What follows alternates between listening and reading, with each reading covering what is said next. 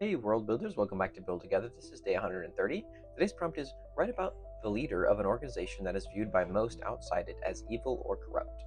I wrote about the 49th Blade. The 49th Blade is the 49th leader of the cult of the Kraken, the 49th person chosen to be the Blade by Grask's Needle, which is a weapon that I actually wrote about in another Build Together. Now, the 49th Blade was at one point a squat Namalian man, but the Needle's presence always has a way of changing people, and he has grown thinner and slightly taller, and he has this algae-like growth on his face and other flesh that is mostly covered by a long cloak, and a number of other like coral-like growths that you can't really see, except for this lumpy bioluminescent green growth on his hand, his right hand, the one that holds the needle at all times. Currently, the 49th Blade's entire goal right now is to find a new child of disease and child of murder. These are the representatives of the Hebdomad, the 7 demon lords of Graskgaroth, and he sort of is pushing this idea that, hey, if we don't have all 7 of the Hebdomad represented, then we can't even really begin to figure out how to rework the contract with the land of Batovia to allow Graskgaroth back onto it, or to even sever it from Hormuz. So we should really be focusing on making sure that all of these 7 are represented, and then we can begin the research.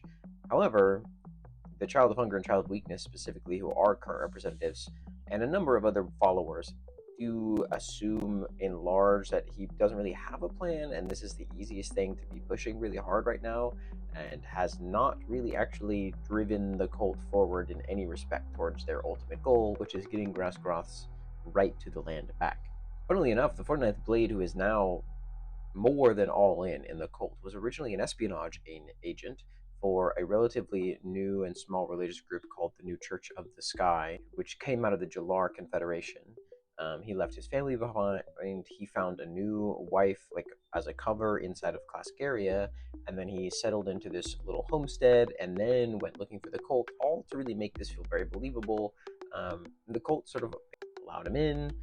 He was very methodical in his approach. He was very careful, but then, unfortunately, he's also quite impressionable, and so for long had basically fully bought into the cult system and is now their leader almost before he knew it, and has been so for about 3 years, looking at like the modern Atovia date. Who's a leader of an organization that most people outside of it believe are evil or corrupt in your world? Thanks for building together.